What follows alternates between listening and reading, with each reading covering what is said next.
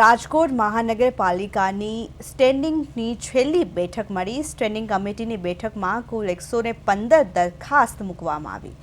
Standing કમિટીની બેઠકમાં 470 કરોડથી વધુના વિકાસ કામોને બહાલી આપવામાં આવી। ત્યારે ચેરમેન દ્વારા જણાવવામાં આવ્યું કે 90 કરોડથી વધુના કામો અટકાવી દેવામાં આવ્યા છે, કારણ કે તે વધારાનો ખર્ચ હતો।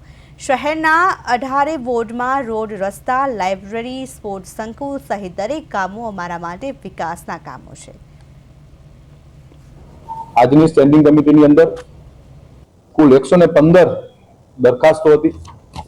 આ 115 દરખાસ્તોમાં કુલ 470 કરોડ 74 લાખ જેવી રકમના ખર્ચે આજે અંતિમ સ્ટેન્ડિંગ કમિટીમાં રાજકોટ શહેરના અલગ અલગ વિસ્તારોના વિકાસ કામોને અમે લોકોએ મંજૂરીની મોહર આપી છે।